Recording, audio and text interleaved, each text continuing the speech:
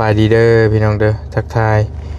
สบายดีเนาะสบายดีและสวัสดียามบรรยากาศช่วงมืดหูมืดตาเนาะพี่น้องเนาะเอาพี่น้องไอ้บอลลี่เดินทางมา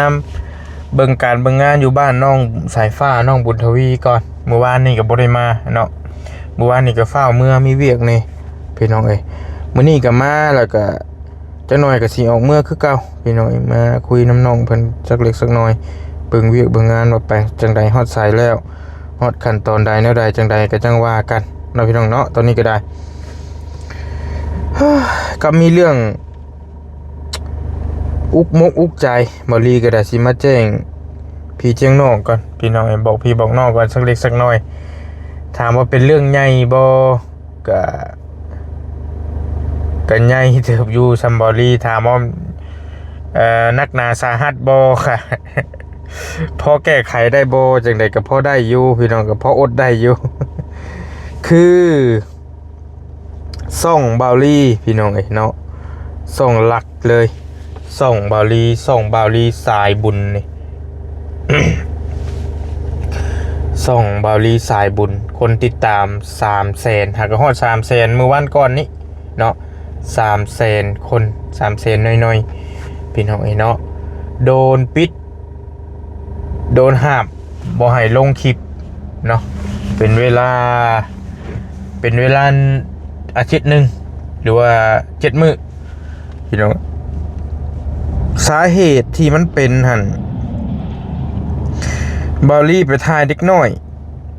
ไปถ่ายกับเคสน้องอีแหละน้องอีน้องอูน้องอาน้องปาบ่ฮู้ว่ามันสิไปสะดุดตัวใดก็บ่มั่นใจเพิ่นแจ้งมาว่าผิดกฎเกี่ยวกับเด็กน้อยผิดกฎ YouTubeบอลลี่ไปถ่ายน้องเพิ่นกันหลายอย่างอยู่ถ่ายเพิ่นน่ะเพิ่นมีอยู่ช็อตนึงน้องเพิ่นไปขุดกระปูเท่าหยังนี้ขุดกระปูเท่าอาบ่ปูน้อยๆนะจับผ้าแล้วไปขุดกระปูนะไปขุดกระปูแล้วก็บ่ฮู้ว่ามันเกี่ยวกับตัวนั้นบ่แล้วก็หลายอย่างอยู่แต่ว่าปกติก็คือเท่าสายฟ้านี่ก็จับผ้าพันพื้นปังปิ่งเฮาก็ถ่ายได้ก็บ่ได้เป็นหยังนะพี่น้องก็บ่ฮู้ว่ามันเกี่ยวกับตัวใดคือกันแล้วก็เกี่ยวกับโป้เปื่อยบางทีก็โป้ระวังยากถ่ายเด็กน้อยเพราะว่าเพิ่นบ่ค่อยใส่กางเกงในน่ะช่วงสลิดเพิ่นบ่ค่อยใส่มันก็เลยยากหน่อยนึงระวังยากเฮงพี่น้องนั่นแหละบอลี่แคะแบบโอ้ยมันเราถ่ายเด็กน้อยนี่ค่อนข้างสิโป้ระวังนี่สุดแต่จะระวังนะบ่ฮู้สิระวังจังได๋พี่น้องเพิ่นงดบ่ให้ลงคลิปอาทิตย์นึงหลังจากพ้นอาทิตย์นึงก็ลงได้อย่างได้ปกติคือเก่าหั่นแหละโฆษณาอย่างก็ได้ปกติแต่ว่าตอนนี้นะเฮ็ดยังบ่ได้เลยตอนนี้ณเวลานี้นะคือเฮาเฮ็ดยังบ่ได้จักดีเลยในช่องเฮานะได้แต่ช่องสำรองเด้อพี่น้องเด้อที่บริถ่ายอยู่ตอนนี้แหละเป็นช่องสำรองบริก็คือใช้งานได้ปกติมีโฆษณามีอย่างลงได้ปกติเลยมีแต่บริสิมาแจ้งพี่แจ้งน้องประมาณนี้แหละ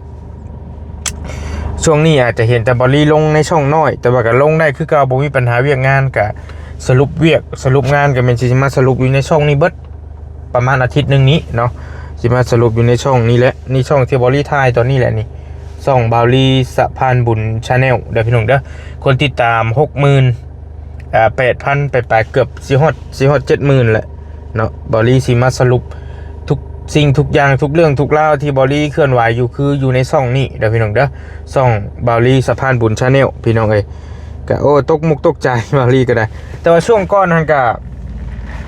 มันก็เป็นคือกันแต่ว่าเป็นช่องสำรองบาวลีไปถ่ายเด็กน้อยคือกันนี่แหละไปจับอีหยังไปจับอวัยวะเพิ่นเป็นหำใหญ่หำโป่งนะตอนนั้นแหละก็เลยแบบเรียบร้อยคือกันงดคือกันตอนนี้ก็บ่ได้อีกก็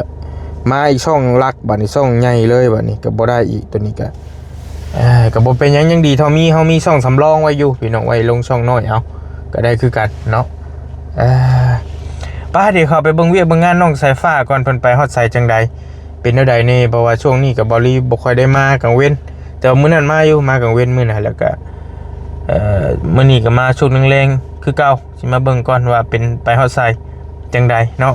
คือถ้าเราโบกแล้วสิให้เราเทพืชต่อเคสน้องสายฟ้าบุญทวีนี้ เทพื้นต่อแล้วจังว่ากันในส่วนอื่นเนาะถ้าสีบ่รู้ว่าจังใดก็จังว่ากันบัดนี้ก็ได้ไปเบิ่งในส่วนนี่ก่อนพอสร้างเฮาก่อนว่าเพิ่นไปฮอดไสจังใดแล้วพี่น้องเอ้ยเนาะไปมาเบิ่งก่อนเป็นจังไดโอ้ยสิแล้วเฮ้ย สิแล้วแล้วพ่อคิดได้คิดจบมันบ่แล้วซ้ำเช้าก่อนเคยว่าไปมันเก็ตตะลีรถชีชอบหาชอบรถก่อนโอ้ยเอ็ดพิลึกอีนี่สิแล้วพี่น้องเอ้ยยังเหลือน้อยนึงยังเหลือครึ่งนึงยังเหลือห้องนึงนะนี่โอ้ยลูกหล่าเอ้ยย่านหมู่บ่ฮู้ว่าเสือไหม้บ่ฮะบ่เอาฮอดป้ายออกห้องมันเทนฮะห้องมันเทนเบิ่งหาเสือว่าจะใช้อันนี้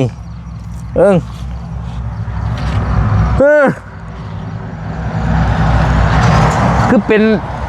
เงินดอลลาร์อันนี้$78บ่เสือมาจะใช้นี่ฮะ2,000 กว่าบาทผู้ใดอันนี้เสืออันนี้$78นี่ได้นี่บ่เสือตัวนี้บ่ว่าโดคือเพลงแท้หนาวสวัสดีนะฮะเด้อสวัสดีสบายดียำแรงพี่น้องเอ้ยเขาแสนห้าเรียกขึ้นมาเลยมันบ่อันอ้ายอยู่บ่มื้อนี้นอนเลยพี่นอนเลยป้าจ้ะเบิ่งเป็นจังได๋แล้วบ่ยังเหลือแต่ฟังนี่บ่พอทางถ่ายบ่ได้มามื้อเดียวพี่น้องเอ้ยแล้วเล็งพิลึกคืออุ้ยอีกข้างหลังตอนนี้ด้านหลังอันนี้เรียบร้อยแล้วอึ้งตึงด้านหลัง2ห้องทางหลังนี่แล้วพี่น้องเอ้ยแต่ด้านข้างมานี่เบิ่งก่อนนี่เรียบร้อยตัวนี้ก็ได้อึ้งตึงโอ้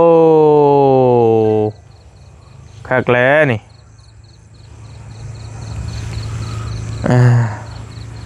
เสร็จสมบูรณ์เนาะบื้นนะเรือเสียวให้แล้วมื้อนี้เลยบ่รู้ว่าจังใดแต่ว่านั่นพอนั่นแหละแม่นบ่อื่นแล้วสิเอามื้อนี้แหละบ่สิบ่ฮอดเที่ยงคืนพุ่นบ่ต้องเอามื้อนี้เลยเอามื้อนี้เลยบ่พ่อจักน้ำเมียแล้วป้าโรเอ้ยเจ้าพิลึกแท้เป็นได้พาเห็ดได้คุ้มพิลึกกี้นี่บ่ได้เวียกแล้วได้เวียกบ่ได้เวียกแล้วเรากระยาแล้วปูนนี่มักลายนึงผู้อันลาดเด้อเป็นได้เรามันบ่ไล่เอาแท้เรา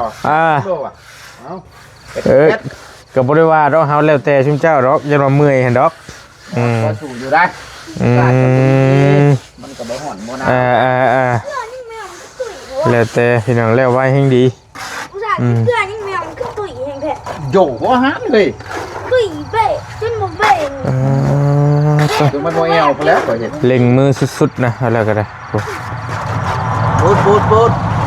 ปูนมาเร็วเกินคาด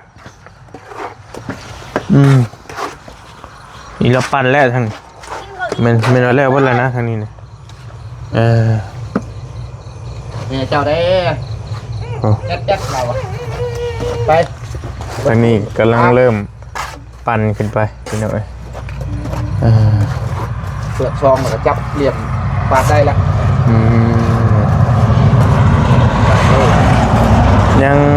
ยังเลาะมานี่ซื้อนะยังเลาะยังบ่ฮอดครึ่งซะก็หมายว่าเราว่าไงเอาซ้ำเศร้าเลยเนาะโยพูดในนี้สิว่าง่ายบ่มาลายเติบอยู่หามแม่นคมบ่หามแล้วยันเอามื้อนี้อยู่เบิ่งยันแล้วเลยห้องนี่น่ะลวดไปลวดมาก็ยันแล้วอยู่อ้ายวะขึ้นไป แง่ว่าจะเผาให้มันแล้วจะเผาให้มันแล้ว ตัวนี้ก็โบกแล้วแล้วตัวนี้ก็ อ่า นี่จะเรียนเราเออ เออ ย่างจะมุงเมื่อปะโยกลายเนี่ยพืชอีกอีกโลอีกโอ้ยให้มันแล้วละก่อนปีใหม่แล้วอ่ะ โย พอได้เงิน ไปซื้อรถได้ปีใหม่นี่บ่ได้ได้ ดาวแล้วบุจุบก็ดี จุบอยู่อืม อันพอได้ของไทยได้บ่ดี ห่านเอาไทยบ่บัดนี้ โยมีแล้วเว้ย อ๋อของไทยเบิ่งกันเด้อจังว่าเด้อของไทยนี่ ถามลูกผมมีบอกมือสองอยู่ดิ จังไรมือสองพอเอ้ย แบบนี้มันคือมีแล้ว เออ ในชีวิตนะบ่าวลีสมว่าเขาถูกแบบให้มันได้ในหนึ่งก็คือ แต่ได้ของดีๆแน่เนาะฉันซะ เอาไปมาขี่2-3 ปีเคอีก บ่พี่เด้ เออ พอเอ้ยแต่ว่ามาเลกะแต่ว่าเว้าเรื่องคักมันก็ไทยหั่นแหละแต่ว่าพื้นว่าหั่นนะ ไปงามเลยนะนึง อืม ได้กันหาไปเดาไปน้ำ แล้วแต่ มึงตัวจริงก่อนบอกไปก่อนแต่มัน มันนี่จะไม่ ว้าเพราะว่าแผนการคือปงแท้เพราะว่า มันนี่ไม่เท่าอ่ะเขา อดเอานี่แหละไป ผู้ชายไม่จะฟังที่ยังไงน่ะ ทั้งเช็ด เบิ่งกันเด้อ รักไทยดี บริซื้อโฮมเงินกันซื้อให้พ่อเฒ่าตอนนะมัน60,000ปลาย65,000บ่หรือ66,000นี่แหละ กองกัน เป็นล้อนิ้วได้พอของไทยนี่เลย โมเมนต์จักแบบไหนรถแบบไหน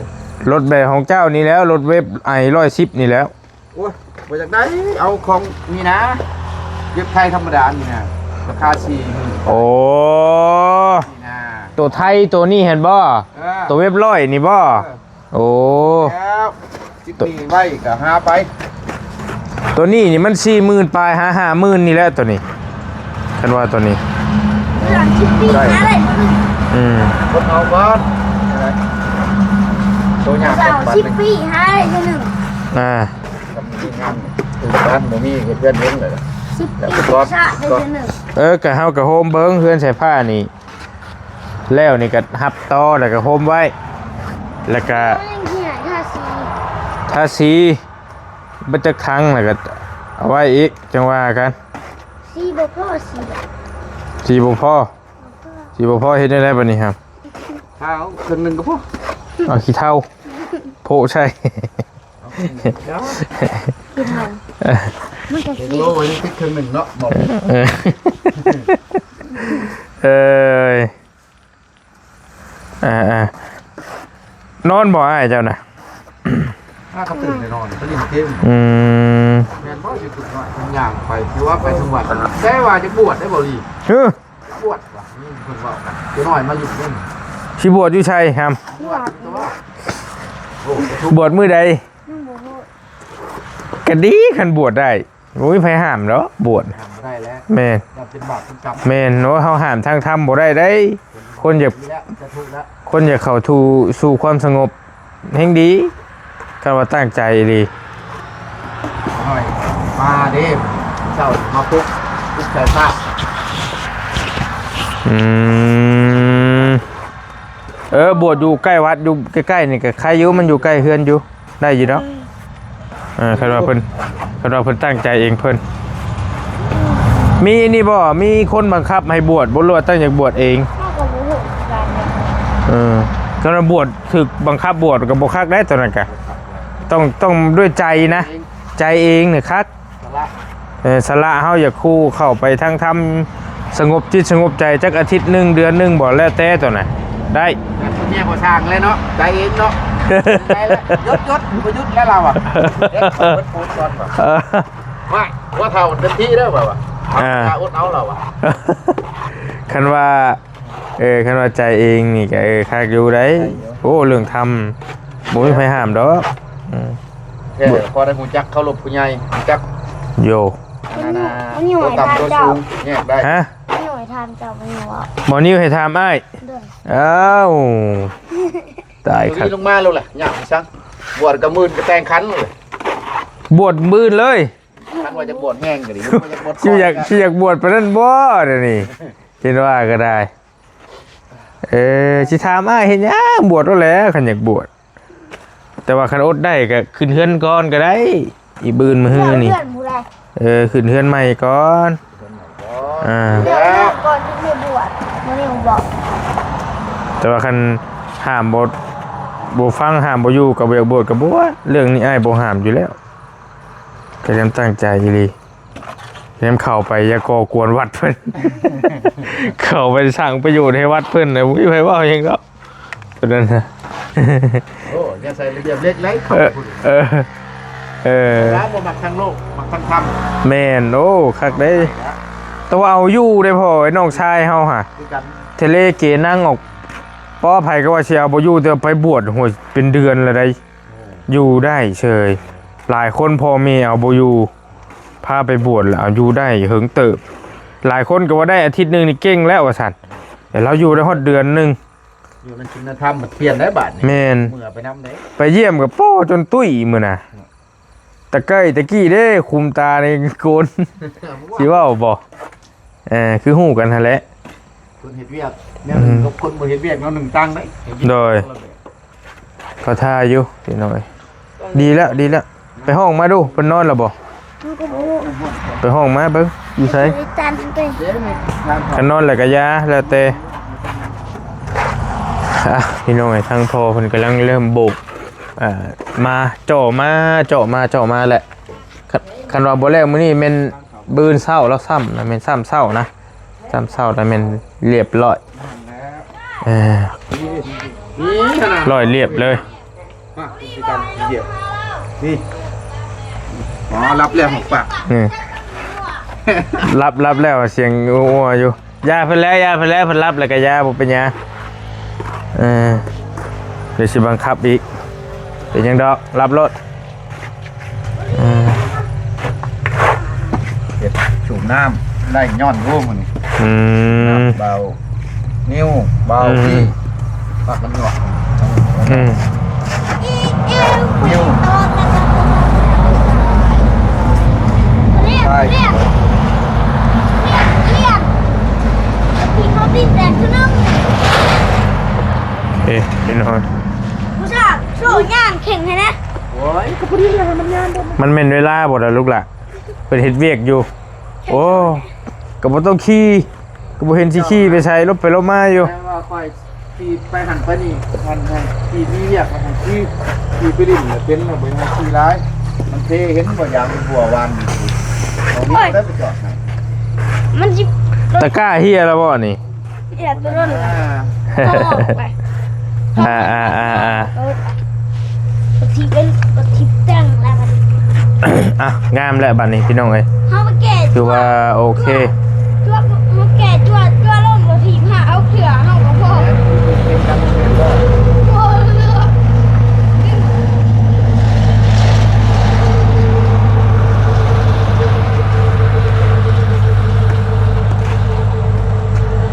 คนมาขึ้นมาเฮ็ดประมาณ นี่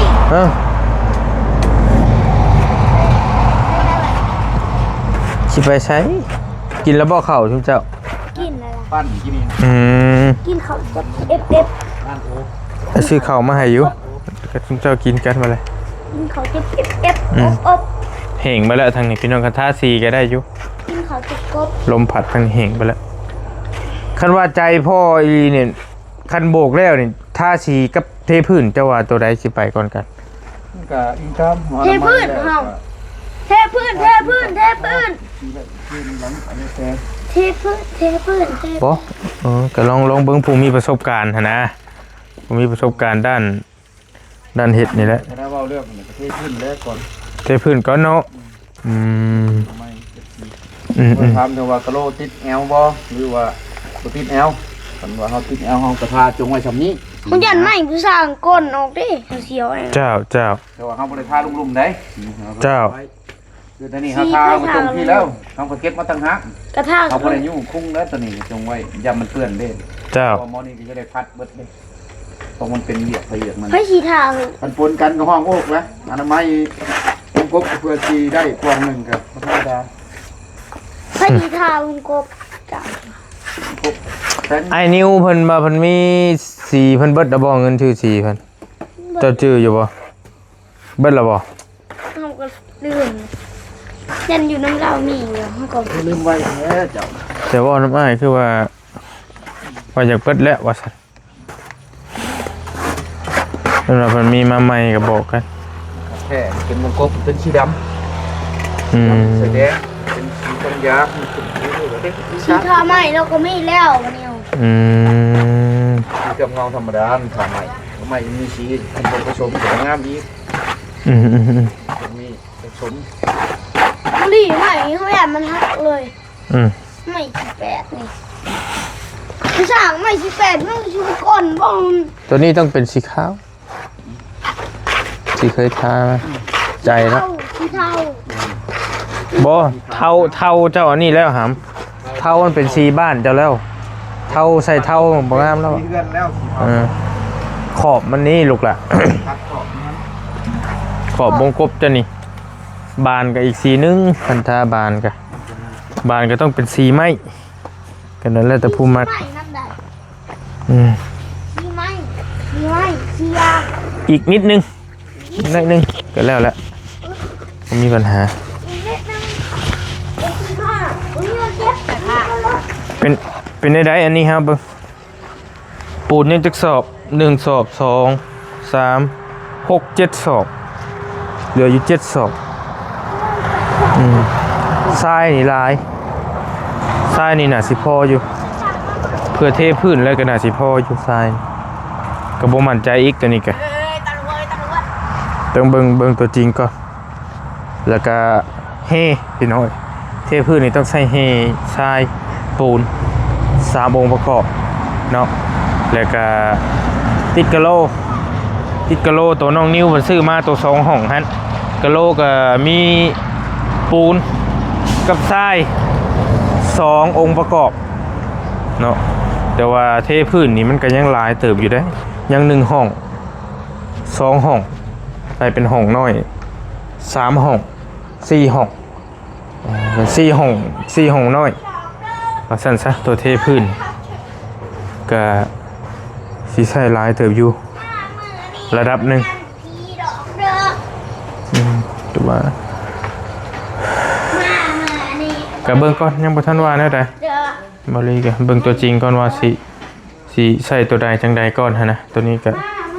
นี่ มันสิพอซำใดแต่แน่ๆนี่ปูนนี่ต้องได้ช่างมาอีกนี่ ผู้สั่งก็อยาก บ่พอละ ตัวนี้พ่อตัวนี้ พออยู่ดอกโบกจะหำให้เหลืออีกผู้นั้นบ่มาช่วยเลยเนาะมื้อเลยเนาะ พวกเราเพิ่นยังนั่งอยู่กล้ายังเลยเขาเรียกผม เจ้าโอ้ ร้านเหล้า ยินแต่จังแมนบ่มียินแต่เพิ่นเว้าว่าพวกเก่าเลิกกันหลายปีแล้วมาขอยังเลย โอ้ เงินค่าดอก มาขอคืน มานี่ก็อยากดี สร้างว่าแท้ แล้วกันได้ขอบ่ได้ว่าหยังเพราะว่าโอ้มันจบขอแต่เฮามาให้พ่อแม่ที่เพิ่นตั้งเพิ่นเลยบ่รู้ว่านั่นใดเป็นยังค่าอยู่ อืมโดย เรื่องเสือผู้นี้ผมพอใจมาก่อนกับมีชวนอยู่นิดนึงได้แล้วเขากดกลางเขาก็บ่ฮู้ไปสาเหตุ เจ้านั่นได้เนาะ มาแล้วหาเงินเลี้ยงหลานเลี้ยงลูกอยู่ครับเด้ ยากสิ สลาพ่อเป็นสลาไปใจได้จำแม่ยังบ่แห้งแม่ลงเลยลงเท้าไปปะเราเดียวอยู่มันไม่จบก็ดีใจแล้วเพิ่นก็ดี โดย หน้ามือ เห็นแล้วบ่เฮือนบ่สร้างเป็นจังได๋ มันไปด่าเพื่อนแม่เรา เงินแม่เรา โอ้บ่ได้ว่านอนเลย มาเฮียง โอ้ อ้าวบ่ได้ว่านอนเลยว่านอนเลยใช่ มาเพียงปาก ฮะ มืด จะเบาดีชาแล้ว แล้วคิดว่าลุงไก่เถอะ ว่านอนแต่เปล่าอวบอยู่ อืม ตำรวจท่าน เพื่อนบ้า ตำรวจท่าน มานี่อืม ตำรวจนะ ฮะ ตำรวจนะ บ่ไอ้มีลูกมีเมีย มีภาระที่ต้องดูแล ฮะเจ้าบ่มีเมียจะบวชโลดเจ้าน่ะ โอ้จะกดยังเลยเหรอ เออ บวชแล้วบ่ต้องถือไว้โทรศัพท์ยึดไว้ บ่ได้ อ้าวบวชชิลินนี่ยังโทรศัพท์ ได้โอ้ เจ้า ปานบัวแล้ว คือตัวเตี้ยเนี่ยตัวดำยัง อ้าวคุณบวชมาตั้งแต่ชุดเลยบรี เออ ลูกก้อยกับซ้ำเจ้านี่บวชเรียนหนังสือเก่งแต่ที่หนึ่งที่ อ่า สองไปอยู่น้ำอาจารย์มหาสมบูรณ์ โดย เพราะว่าสิส่งไปพุ่นแล้วว่ะ เฮ้ยน้อง ส่งไปอินเดียพุ่น โดย พอขึ้นฮอดเอาโทรศัพท์แล้วไปให้บอกโอ้ยโทรศัพท์ไปให้งั้นแต่ก้าวนอนอยู่ในข้างเพิ่นบอกจะลมเพิ่นมาเอาโทรศัพท์ไปให้เด้อก้อยก้อยแก้วเสียงโทรศัพท์นึง โดยเก่าแล้วบาดนี้พูด พูดแต่งว่ะ ฟังพ่วงเลยโทรศัพท์มีส่วนเลย เจ้าชิบวชเจ้าชิบวชไปลินโทรศัพท์ไม่โบคักแล้ในใจอ้ายอีหลีหำเลยเจ้าพิษนี่เจ้ายังพิษแต่ทางโลกก็ชื่อได้น่ะเจ้าพูดเจ้าไปพิษทางธรรมผมได้ไปลินโทรศัพท์ไอ้พี่หานจัวบอกว่าลิ้นได้ก่อนน้ำเขาไปเฮียวี่อ่ะ จากแรกคันลินเป็นเวลามีเวลาเบิ่งแล้วเฮาก็จักเวลาลินก็อะไรก็คันเจ้าอาวาสเพิ่นเข่งในเพิ่นก็สิกำกับเบิ่งดอกกับน้ำแต่ว่าก็ไข่กว่าลองเบิ่งลองเบิ่งไข่ก็อยู่ซี่ดอกเอ้า อย่าไปแนวนี้ได้บริอย่าว่าว่าจะต้มเลยจะบวชบ่ได้ จักรยาน อยากบวชกินอยากบวชไปกินข้าวต้มบ่ บ่เราเห็นกระเป๋ามีออกจุดชวดไปจากซิกเยี่ยม เอ้ยมาสั่งอ่ะ พี่ไหมพี่ กันบ่เว้าก็บ่ได้หัว เน่สบายดีมึงดูสบายดีมึงดูเท้าพี่น้อง อย่าญาติกันอย่าเฮ็ดกันนั่งว่ะ มาจะสั่ง ยังหน่อยก็บวชก็ยังอยู่เป็นที่เอายังอยู่ในวัดเอาลองเบิ่งเว้นบวชจะไปโทษล้มผู้ชาวได้เด้อบ่ได้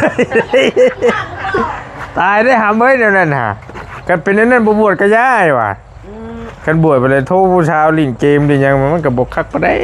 แต่ต้นมีเลย โมมีเวียนี่เวีย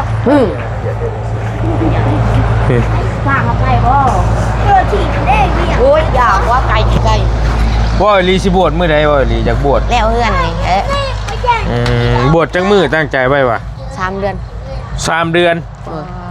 โธ่เพิ่งเติบอยู่ได 3 เดือนนี่บ่ โอ้ย ไอ้บวช3 มื้อนี่ไอ้บวช ลาวก็หมายละ3 เดือนต้องเป็น3 ปีพุ่นละ บ่เก่งนะครับเก่งให้เจ้าบวชได้อีหลีเฮ้ย 3 ปี ชมเชยรถ 3 ปีว่าได้ เจ้าเห็นไผบวชได้หยังมาแห้งบันดาลใจมาแต่ไสจังอยากบวชมีคนบังคับเจ้าบ่ บ่ ไผเป็นหยังจะอยากบวชซะ เฮาอยากบวชเองเฮานี่แหละเฮาอยากบวชอันน่ะ มีหมูมีจั่ว บ่แม่น จั่วมีหมู กวด อันโมน้อยนี่กะโอ้ย บวชแทนบุญแทนคุณเพิ่นเฮ็ดเพิ่นเฮ็ดเอื้อนให้เฮา บ่แม่นดอกอันนี้มีคนแนะนำตัวนี้นะ บ่มี เฮ้ บ่มี นี่ บักต่อก็สิบวช บักต่อก็สิบวช โอ้ยเอาอีกแล้วบ่มีเลย บวช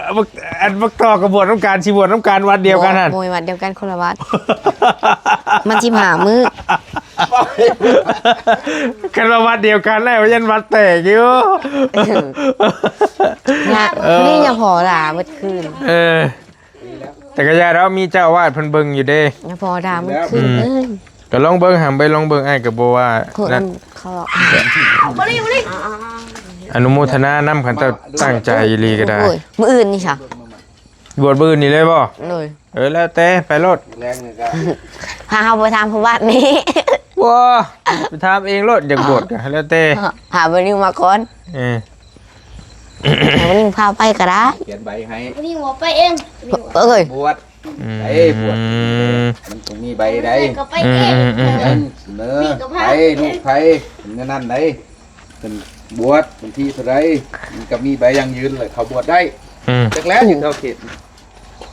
มันคือกันนั่นแหละระเบียบ จำหูจำตาให้ข้างใน วินัย ได้หลักอักษรไว้ลงไปบวช เจ้า บวชอีกคน ดีแล้วคะแนนตั้งใจได้หามเด้ออนุโมทนานำโมเมนว่าดอกควายค ฉันว่าจะตั้งใจลีมันชุบไม้ก็สิได้ไปกราบไหว้เจ้าแล้วบัดแล้วลีได้ นกเพิ่นแล้วข่อย บ่นว่าดอกคนอยู่ในศีลในธรรมเลยแต่ก็จะกราบจะไหว้แล้วบัดแล้ว แล้วบุตรีว่าบุตรีแล้วบัด จะอ้ายบ่ได้อ้ายนะโอ้ภาระยังเลย โอ้ยเดี๋ยวมีปลาทุกคอนี่ก็จะ เจ้าชวนอ้ายไปบวชโอ้บ่ได้ สภาพมันสิอยู่ภาพแบบนี้ เฮ้ยจะมีพระ เจ้าสิอยู่ได้บ่ผู้เดียวน่ะ ได้อยู่ ได้ใกล้ๆนึง บ่แม่นสิจัวสิขี่รถถีบมาลิ้นน้ำนองกันแต่ละมื้อวัดใกล้ๆนี่ได้พี่น้องอยู่ใกล้ๆนี้ที่เฮาไปต่อ ไป ไฟ ว่า นี่ ไปคุมือโอ้ยแต่งตื่นมาไปคุ ไป มือ ไปยันเพชรนะ ก็ ได้เลย ก็ได้แน่บ่ได้แน่แล้วก็ยามัน พวกเพื่อนผมสาวเขานอนตีนซวย ยังใครก็บ่อยากบวชหั่นน่ะ บวชก็โอเคแล้ว ทุกมื้อเช้า เขาตื่น7 โมง ลองเบิ่ง มันสิได้บ่วะ ลองแล้วลองเถื่อบุญเพิ่น แม่น งานนี้จะไปแบบนั้นอยู่ จัวจะมาทุก โดยอยู่ในเรือนในชายกันนอนกันบ่ได้อะไรแค่นี้มันบ่จะเข้าแล้วหอดยามเพิ่นเลย รีบเคยสิอีบ่ ที่แล้วน้องชายอ้ายอยู่บ้านก็โอ้ยพ่อแม่จนบ่ง่ายเบิดเงินเบิดทองนํไปบวชแล้วสบายเดี๋ยวนี้ ก็เอาซ้ำนี่ ทำบ่ ทำใจผ้าได้ขอไปบวช โดย ขนาดใช่ปะ เป็นหนังสือปานใดมัน โดย ช่องอย่างเรียนภายธรรมภายโลกเลยก็ เขาบ่เป็นเพื่อนเลย คันว่ามีผู้อยู่ครูบาอยู่ในวัดปะอยู่ผู้เดียวก็น้อยเพิ่นเมื่อช่วงนั้นเพิ่นสั่นกันไปบ่ได้อยู่ดอก จะไปให้บ่ มันก็บ่คักไปซิกแล้วบัด ตั้งตั้งใจไว้นั้นขึ้นเฮือนคุณบ่ โลเรียนวิทย์นั่งก็ไปเด้ ขึ้นเฮือนก็คือปืนมื้อนี่แหละนี่ มาที่24 มามือนี่ว่าจังพีดอกเตอร์ ก็แล้วแต่บวชก็แห่งดีแล้วบวชรถ มาลีนี่อลีบ่อลีพี พี่อยู่ไส ไปบ้านเราบ่ยันพีหรอกเจ้าเฮออกมาก็เล่นคิดเพื่อนเลย เรียวผิดหมดเลย จริงๆมึงน่าจะแบบป้าของโอ้คนเฮ มามือนี่ว่าจังพีดอกเตอร์ โอเคซะเด้อฮัมเด้อตั้งใจเด้อคันสิบวชลีก็เด้ออ้ายบ่ว่าอ้ายยินดีนํเรื่องบวชนี่ถามผู้ปกครองจะนำหั่นแล้วพ่อแม่ แม่เฮาบอกแล้ว ลุงป้าน้าอาถามเบิดละบ่พ่อเฒ่าตานายเพิ่นว่าแนวใด ยังคำไปทำพระรามแม่เฮาแล้ว อ้ายน่ะบ่มีปัญหาดอกเรื่องนี้น่ะอ้ายบ่ห้ามอยู่แล้ว บ้านยูก็ทำแล้วไอ้บี้ก็ทำแล้วไอ้ภาษาก็ทำแล้ว ไอ้ภาษายัง บ่มีใครห้ามเจ้าดอกเจ้าอยากบวชน่ะ ยังตายัง นะสบายดีก่อนเดี๋ยวสิไปหากับข้าวมาให้กินนะห้ามเด้อโอเค เขาอยากเข่าเลย แล้วแต่โอเคพี่น้องนี่ก็เป็นบรรยากาศอยู่เฮือนน้องๆเพิ่นทางพอสร้างเรากำลังโบกใกล้สิแล้วนั่นแหละแล้วก็มีสร้างน้องบุญทวีเพิ่นมาถามเพิ่นอยากบวชว่าสัตว์จะออกบวชก็ดีแล้วอนุโมทนานำตัวนี้ก็บ่รีบ่ห้ามบ่ฮัวพี่น้องเลยบ่มีไผห้ามดอกไปสู่ทางธรรมเพราะว่าน้องอีกอย่างน้องเพิ่นก็ลูกเมียก็บ่ทันมีเนาะครอบครัวก็บ่ทันมียังเป็นวัยรุ่นอยู่ก็ดีแล้วพี่น้องเนาะอนุโมทนาบุญนำเอาติดตามในเคสน้องเพิ่นในตอนต่อไปบ่อื่นนี่คือว่าเสร็จคันว่าเราบ่หยุดมื้อนี้ก็แม่นประมาณ 11 โมงเที่ยงคืนแล้วเราเผื่อเราปั่นนะพี่น้องเอ้ยก็จังบืนกันยังให้เราดำเนินการต่อเลยจังว่ากันตัวนั้นก็ได้อยู่ดีมีเฮงโชคมาร่ำรวยบ๊ายบายพี่น้อง